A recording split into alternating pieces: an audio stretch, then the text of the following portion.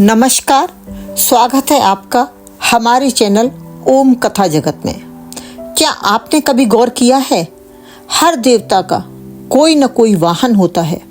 माँ दुर्गा का सिंह, भगवान विष्णु का गरुड़, भगवान शिव का नंदी और माँ लक्ष्मी का उल्लू। लेकिन क्या आप जानते हैं कि भगवान कुबेर, जो स्वर्ग के कोषाध्यक्ष हैं, उनका वाहन कोई पशु पक्षी नहीं बल्कि एक मनुष्य है। जी हाँ, नर, यानी हम और आप जैसे इंसान। पर क्यों? आखिर इस रहस्य के पीछे क्या अर्थ छिपा है? आइए आज जानते हैं इस अद्भुत कथा के पीछे छिपा गूढ़ संदेश। कुबेर स्वर्ग के कोषाध्यक्ष माने जाते हैं, यानी वो देवताओं के खजाने के रक्षक हैं। शास्त्रों में उन्हें धन, वैभव और ऐश्वर्य का देवता कहा गया है। उन्हें रक्षों का राजा भी कहा जाता है, जो भौतिक संपत्ति और समृद्धि के प्रतीक हैं। हर साल कार्तिक कृष्ण त्रयोदशी को यानी धनतेरस के दिन हम भगवान कुबेर की पूजा करते हैं। कहा जाता है कि इस दिन उनकी कृपा से घर परिवार में धन धान्य की वृद्धि होती है और जीवन में समृद्धि का द्वार खुलता है।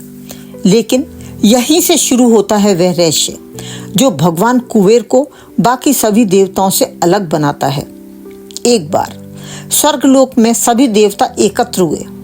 वे एक दूसरे के वाहन के बारे में बात कर रहे थे। किसी के पास सिंह था, किसी के पास हंस, तो किसी के पास चूहा या मयूर। तभी इंद्रदेव ने हंसते हुए पूछा, हे कुबेर, आपके पास तो अपार धन संपत्ति है, पर हम कभी आपके वाहन के बारे में नहीं सुनते। कौन है आपका वाहन? कुबेर मुस्कुराए। उनकी आंखों में एक गहरी चमक थी। वे बोले, मेरा वाहन कोई पशु नहीं, मेरा वाहन है मनुष्य। देवताओं ने आश्चर्य से एक दूसरे की ओर देखा। मनुष्य? वह तो नश्वर है, कमजोर है, वह कैसे देवता का वाहन बन सकता है? कुबेर ने कहा, क्योंकि धन का वास्तविक उपयोग केवल मनुष्य ही जानता है। कुबेर ने देवताओं से कहा, राक्षसों के पास बल है, देवताओं के पास वरदान, परंतु धन केवल मनुष्य के पास ही अर्थ रखता है। राक्षस धन से विनाश करते हैं, देवता धन से ऊपर हैं, उन्हें उसकी आवश्यकता नहीं। पर मनुष्य वही है जो धन को सृजन में बदल सकता है, जिसे लोभ भी छूता है और दान भी प्रेरित करता है। वही धन को या तो स्वर्ग बना सकता है या नरक। देवता मौन हो गए।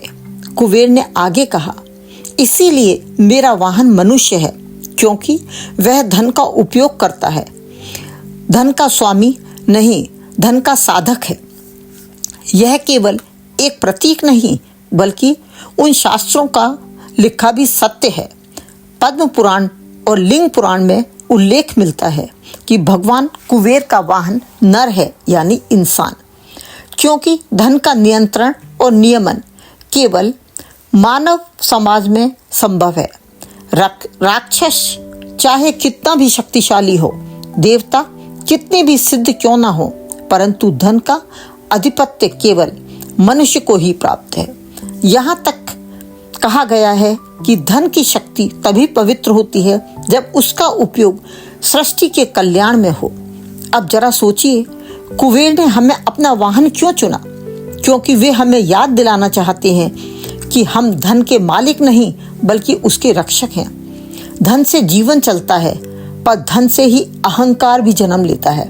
इसलिए कुबेर का संदेश है, धन का प्रयोग करो, पर धन को तुम्हारा स्वामी मत बनने दो।